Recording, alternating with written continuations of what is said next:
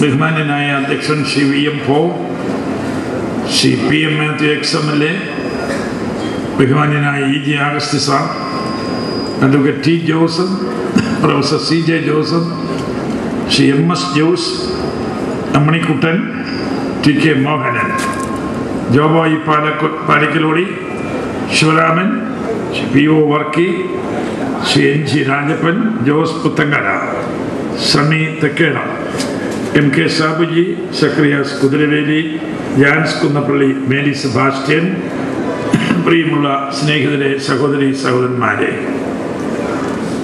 ഇതെന്തൊരു വലിയ അത്ഭുതമാണെന്ന് എനിക്ക് അറിഞ്ഞുകൂടാ. ഇവിടെ നിന്ന് നോക്കിയിട്ട് എനിക്ക് ആളുകളെ മുഴുവൻ കാണാൻ കഴിയുന്നില്ല. ഈ ഹോളും പരിസരവും മുഴുവൻ, ഞാനിങ്ങനെ വന്നപ്പോൾ വഴി മുഴുവൻ നിറഞ്ഞു നിൽക്കുകയാണ്. ഞാൻ മാത്തച്ഛനോട് ചോദിച്ചു, മാത്തച്ഛ ഇതെന്താണ് ഇത്? അപ്പൊ മാത്തച്ഛൻ പറഞ്ഞ കൺവെൻഷനാണ്. ഞാൻ പറഞ്ഞു, ഒരു പൊതുയോഗമല്ലേ നടത്തേണ്ടിയിരുന്നത്? ഇത് സ്നേഹിതരെ കടുത്തിരുത്തി കഴിഞ്ഞ 10 വർഷത്തിനിടയിൽ കണ്ടതിൽ വെച്ച് ഏറ്റവും വലിയ ഇത് ഇടതുപക്ഷക്കാര് കാണുകയാണെന്നുണ്ടെങ്കിൽ ഇടതുപക്ഷക്കാരായുധം താഴെ വെക്കും. നാളെ നോമിനേഷൻ പേപ്പർ ഇടതുപക്ഷം പിൻവലിക്കും എന്നാണ് എന്റെ.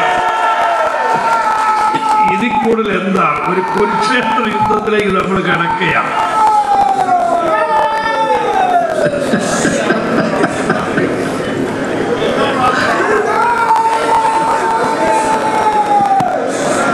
സ്നേഹിതരെ, എനിക്ക് വാസ്തവത്തിൽ സങ്കടം തോന്നിപ്പോവുകയാണ്. ഇപ്പം നമ്മളോടുകൂടി ഈ സ്റ്റേജിലിരുന്ന് ഞാൻ സംബോധന ചെയ്യേണ്ട, നമ്മൾ ഏറ്റവും ആദരിക്കുകയും സ്നേഹിക്കുകയും വാത്സല്യത്തോടു കൂടി നോക്കുകയും ചെയ്ത പ്രിയപ്പെട്ട സ്റ്റീഫൻ ജോർജാണ് പ്രതിപക്ഷ സ്ഥാനാർത്ഥി. ഇടതുപക്ഷത്തിന്റെ സ്ഥാനാർത്ഥി എന്ന് കേട്ടപ്പോൾ ഞാൻ യഥാർത്ഥത്തിൽ ഞെട്ടിപ്പോയി. ഇങ്ങനെ ഒരു ചിന്ത എന്തിന് നമ്മുടെ സ്റ്റീഫൻ ജോർജിന് ഉണ്ടായി എന്നെനിക്ക് അറിഞ്ഞുകൂടാ. ഞാൻ ഈ അടുത്ത ദിവസം ഈ നോമിനേഷൻ പേപ്പർ കൊടുക്കുന്നതിന് 2 ദിവസം സ്റ്റീഫൻ ജോർജ് വീട്ടിൽ വന്നിരുന്നു. ഞാൻ സ്റ്റീഫനോട് പറഞ്ഞു, സ്റ്റീഫൻ ഇങ്ങനെ ചില കാര്യങ്ങൾ കേൾക്കുന്നുണ്ട്. സ്റ്റീഫൻ ഒരിക്കലും അങ്ങനെ ഒരു ദുർചിന്ത മനസ്സിലുണ്ടാകാൻ പാടില്ല. എന്നോട് പറഞ്ഞു, മനസ്സിലായി അങ്ങനെയൊന്നുമില്ല എന്നോട് പറഞ്ഞു. പക്ഷെ ഞാനൊട്ട് വിശ്വസിച്ചിട്ടില്ല. കാരണം അങ്ങനെ വിശ്വസിക്കേണ്ട കാര്യം എന്താ? ഇങ്ങനെ സ്റ്റീഫൻ ഈ ഇടതുപക്ഷത്തിന്റെ സ്ഥാനാർത്ഥിയായിട്ട് പോയി നിൽക്കേണ്ട കാര്യമുള്ളൂ. ഈ സ്ഥാനാർത്ഥിത്വം വലിയ കാര്യമാണ്. സ്ഥാനാർത്ഥിത്വമല്ലല്ലോ ജനങ്ങളെ സംബന്ധിച്ചിടത്തോളം പ്രധാനപ്പെട്ടത്. ജനങ്ങളുടെ ഒരു പൊതുപ്രവർത്തകരെ സംബന്ധിച്ചിടത്തോളം ജനങ്ങളുടെ മനസ്സിൽ പ്രതിഷ്ഠിക്കപ്പെടുക, ജനസേവനത്തിലൂടെ കിട്ടുന്ന ജനപ്രീതിയ ഏറ്റവും വലുതായിട്ടുള്ളൊരു കാര്യം. എനിക്ക് തോന്നുന്നു സ്റ്റീഫൻ ജോർജിനോടും അവസരം കിട്ടിയ ഒരാള്, ചെറുപ്പത്തിലെ സ്റ്റീഫൻ ജോർജിനോടും അവസരം കിട്ടിയ ഒരാളെ കേരള കോൺഗ്രസ് പാർട്ടിയിൽ ഉണ്ടായിട്ടില്ല എന്നാണ് ഞാൻ വളരെ വാത്സല്യത്തോടു കൂടിയാണ് സ്റ്റീഫൻ ജോർജിനെ കണ്ടത്. എല്ലാ അവസരങ്ങളും കിട്ടിയ അവസരങ്ങളെല്ലാം സ്റ്റീഫൻ ജോർജിനെ കൈ കൊടുത്ത് ഞാൻ ഉയർത്തുകയാണെങ്കിൽ, ഞാൻ ചെയർമാനായിരുന്നപ്പോൾ, ജനറൽ സെക്രട്ടറി ആയിരുന്നപ്പോൾ സ്റ്റീഫൻ ജോർജിനെ KSCയുടെ പ്രസിഡന്റാക്കി, യൂത്ത് ഫണ്ടിന്റെ പ്രസിഡന്റാക്കി, അത് കഴിഞ്ഞ് ജില്ലാ കൗൺസിൽ മെമ്പറായി നിങ്ങൾ തിരഞ്ഞെടുത്തു, ജില്ലാ കൗൺസിലിന്റെ വൈസ് പ്രസിഡന്റായി നിങ്ങൾ തിരഞ്ഞെടുത്തു. സ്റ്റീഫൻ ജോർജിനെ കടുത്തിരുത്തിയുടെ MLA ആയി, വളരെ കൊച്ചു മിടുക്കനായ ഒരു MLA ആയി കടുത്തിരുത്തിക്കാർ തിരഞ്ഞെടുത്തു. എനിക്ക് വലിയ സന്തോഷം, എൻ്റെ ജീവിതത്തിലെ വലിയ സന്തോഷമായിരുന്നു സ്റ്റീഫൻ ജോർജിനെ MLA ആയി തിരഞ്ഞെടുത്തത്. രണ്ടാമത് വീണ്ടും സ്റ്റീഫൻ ജോർജിന് നമ്മൾ അവസരം കൊടുത്തു കടുത്തിരുത്തി. സ്റ്റീഫൻ ജോർജ് ആ തെരഞ്ഞെടുപ്പിൽ പരാജയപ്പെട്ടു. ഞാനിതിനെ കുറ്റം പറയില്ല, തെരഞ്ഞെടുപ്പിൽ വിജയവും പരാജയവും ഉണ്ടാവും. പക്ഷെ പരാജയപ്പെട്ടത് പാർട്ടിയുടെ കുറ്റമാണ്. പാർട്ടിയെ പറ്റി എന്ത് പരാതി സ്റ്റീഫൻ ജോർജിന് പറയാനുണ്ട്? സ്റ്റീഫൻ ജോർജ് പരാജയപ്പെട്ടതിന് ശേഷം സ്റ്റീഫൻ ജോർജിനെ പാർട്ടിയുടെ ജനറൽ സെക്രട്ടറി ആക്കി. ഇനി എന്ത് പരാതി പറയാനുണ്ട് സ്റ്റീഫൻ ജോർജിന്? ആകെ പരാതി പറയാനായിട്ടുള്ളത് സ്റ്റീഫൻ ജോർജിന് ഇത്തവണ നിൽക്കാൻ ടിക്കറ്റ് കൊടുത്തില്ല എന്നുള്ളതാണ്. ഞാൻ ചോദിക്കുന്നത്, സ്റ്റീഫൻ ജോർജിന് എങ്ങനെ ടിക്കറ്റ് കൊടുക്കാൻ കഴിയും? കഴിഞ്ഞ തവണ സ്റ്റീഫൻ ജോർജാണ് മത്സരിച്ചത് എന്നുണ്ടെങ്കിലും കഴിഞ്ഞ തവണ സ്റ്റീഫൻ ജോർജിനെ പരാജയപ്പെടുത്തിക്കൊണ്ട് ഇവിടെ MLA ആയത്, ഇവിടുത്തെ ജനങ്ങൾ ജനവിധി നൽകിയത്, ഇവിടുത്തെ ജനങ്ങൾ വിജയിപ്പിച്ചത് സാക്ഷാൽ ഇവിടെ ഇരിക്കുന്ന മോൻസ് ജോസഫിനെയാണ്. മോൻസ് ജോസഫിനെ പരാജയപ്പെടുത്തുവാൻ ഞാൻ ഇവിടെ വന്ന് മോൻസ് ജോസഫിനെതിരായി പ്രസംഗിച്ചതാണ്. ഞാൻ എനിക്ക് വ്യക്തികളൊന്നുമില്ല, എനിക്ക് പാർട്ടിയും എന്റെ പ്രസ്ഥാനവും മാത്രമേ ഉള്ളൂ. കാരണം കേരള കോൺഗ്രസിന്റെ സ്ഥാനാർത്ഥിയായി സ്റ്റീഫൻ ജോർജ് ഇവിടെ നിന്നപ്പോൾ സ്റ്റീഫൻ ജോർജിനെ വിജയിപ്പിക്കണമെന്നും മോൻസ് ജോസഫിനെ പരാജയപ്പെടുത്തണമെന്ന് പറഞ്ഞ് ഞാൻ ഇവിടെ പ്രസംഗിച്ചതാണ്. പക്ഷെ ജനങ്ങൾ വിധി എഴുതിയത് മോൻസ് ജോസഫ് പ്രതിനിധിയാകണമെന്ന കടുതിക്കാരുടെ വിൽ അതായിരുന്നു. അത് ഞാൻ എന്ത് ചെയ്യുന്നു? അത് പാർട്ടിയെ സംബന്ധിച്ചിടത്തോളം എന്ത് ചെയ്യുന്നു? സ്റ്റീഫൻ ജോർജിനോട് ആരെന്ത് അനീതി ചെയ്തു എന്ന് ഞാൻ ചോദിക്കട്ടെ. ഇത് കഴിഞ്ഞ് ഞാൻ ചോദിക്കുന്നു, മോൻസ് ജോസഫ് ഇവിടുത്തെ പ്രതിനിധിയായി ഒരു പ്രഗത്ഭനായ ഒരു MLA എന്നുള്ള നിലയിൽ മോൻസ് ജോസഫ് നല്ല പേരാർജിച്ചു. അതിനുശേഷം മോൻസ് ജോസഫ് മന്ത്രിയായി, നല്ലൊരു മന്ത്രി എന്നുള്ള പേരാർജിച്ചു. ഇതാ നല്ലൊരു MLA, മോൻസ് ജോസഫിനെ പോലെ തന്നെ യോഗ്യനായ നല്ലൊരു MLA കടന്നു വരുന്നു. കേരള കോൺഗ്രസിന് ഏറ്റവും പ്രിയങ്കരനായ, തിളക്കമേറിയ, കേരള കോൺഗ്രസിന്റെ അഭിമാനമായ ഏറ്റുമാനൂർ MLA പ്രിയമുള്ള ചാഴികാടൻ കടന്നു വന്നിരിക്കുന്നു. UDFന്റെ ഏറ്റവും പ്രിയങ്കരനായ MLA. ഞാൻ ഈ പറഞ്ഞു വരുന്നത്, ശ്രീ മോൻസ് ജോസഫ് മന്ത്രിയായി. അങ്ങനെ ഇരിക്കുകയാണ് കേരള കോൺഗ്രസുകളുടെ ഐക്യം ഞങ്ങൾ ആഗ്രഹിച്ചത്. മോൻസ് ജോസഫ് ഒരു സഹോദര പാർട്ടി എന്ന് പറയുമ്പോൾ നമ്മുടെ പാർട്ടി ഈ മോൻസ് ജോസഫ് നമ്മൾ ഒന്നായിരുന്നല്ലോ. രണ്ടായിട്ട് ഭിന്നിച്ചു നിന്നപ്പോൾ PJ ജോസഫ് 23 വർഷമായി കേരള കോൺഗ്രസുമായി, കേരള കോൺഗ്രസ് Jയും കേരള കോൺഗ്രസ് Mഉം തമ്മിൽ പോർ വിളിച്ച് പരസ്പരം മത്സരിച്ച്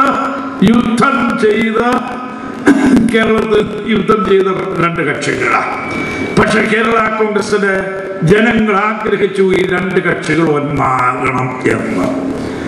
രണ്ട് കക്ഷികൾ ഒന്നാകണമെന്ന് ആഗ്രഹിച്ചപ്പോൾ ഞാൻ മോൻസ് ജോസഫിനെ അഭിനന്ദിക്കുക. മോൻസ് ജോസഫ് അല്ലെങ്കിൽ ഇവിടെ ഐക്യം ഉണ്ടാവില്ലായിരുന്നു. നല്ല പ്രഗത്ഭനായ മന്ത്രിയായ മോൻസ് ജോസഫ് മന്ത്രിസ്ഥാനം രാജിവെച്ചുകൊണ്ട്, PJ ജോസഫ് മന്ത്രിസ്ഥാനം രാജിവെച്ചുകൊണ്ട് ഇറങ്ങിയത് കൊണ്ടാണ് ഐക്യം നടന്നത്. അങ്ങനെ ഐക്യത്തിലേക്ക് വന്നു കഴിഞ്ഞപ്പോൾ കഴിഞ്ഞ തവണ സ്റ്റീഫനും മോൻസുമായി നിന്ന് മത്സരിച്ച് വിജയിച്ച, കടുത്തു നിർത്തിയ, പ്രതിനിധീകരിക്കുന്ന MLA ആയ, മന്ത്രിയായ PJ ജോസഫിന്റെ നോമിനിയായ മോൻസ് ജോസഫിനെ ഈ ഐക്യം കഴിഞ്ഞതിന് ശേഷം എനിക്ക് തള്ളാൻ കഴിയുമോ? എനിക്ക് തള്ളാൻ കഴിയുമോ? എനിക്ക് സ്റ്റീഫൻ ജോർജിന് ടിക്കറ്റ് കൊടുക്കാൻ കഴിയുമോ? മനസാക്ഷിയുള്ള ആളിന് കഴിയുമോ? നീതിബോധമുള്ള ആളിന് കഴിയുമോ? കേരളത്തിൽ സത്യസന്ധമായ രാഷ്ട്രീയമാണ് നമ്മളെല്ലാവരും. ഇനി രാഷ്ട്രീയമുണ്ട്. ഇപ്പൊ മോൻസി ജോസഫ് ഇപ്പൊ MLA അതുകൊണ്ട് കാലാകാലം ഇവിടെ MLA ആയിരിക്കണമെന്നുണ്ടോ? ഉണ്ടോ? മോൻസി ജോസഫ് മുഖത്ത് നോക്കി പറ, നോക്കി കാലാകാലം MLA ആയിരിക്കണമെന്നുണ്ടോ? സ്റ്റീഫൻ ജോർജ് അടുത്ത തവണ ഇവിടെ നിന്നിരുന്നുവെങ്കിൽ ആർക്കറിയാം, മോൻസി ജോസഫിന് ഒന്നെങ്കിൽ വേറൊരു മണ്ഡലത്തിലേക്ക് മാറും, അല്ലെങ്കിൽ സ്റ്റീഫൻ ജോർജ് വീണ്ടും ഇവിടെ MLA ആയി വരും. ആർക്കറിയാം? ഇതൊക്കെ ദൈവം നിശ്ചയിക്കുന്നതാണ്. ഇതൊക്കെ രാഷ്ട്രീയ ഓരോ ചാൻസുകളായി നമ്മുടെ കുര്യൻ ജോയി കടന്നു വന്നിരിക്കുന്നു. സ്വാഗതം. അപ്പൊ ഞാൻ ഇന്ന് രാഷ്ട്രീയമല്ലല്ലോ ഇവിടെ പറയേണ്ടതെന്ന് കരുതിയാണ് ഞാനിത് പറഞ്ഞത്. അപ്പോള് സത്യത്തിൽ പറഞ്ഞാൽ എനിക്കൊരു കാര്യമേ ഉള്ളൂ ഇതിനകത്തെ കാര്യത്തെ സംബന്ധിച്ച്. അപ്പൊ ഒരു കാര്യം ഓർത്താൽ മതി, നമ്മളാരും ഈ സ്റ്റീഫൻ ജോർജിനോട് ഒരു ദ്രോഹവും ചെയ്തില്ല.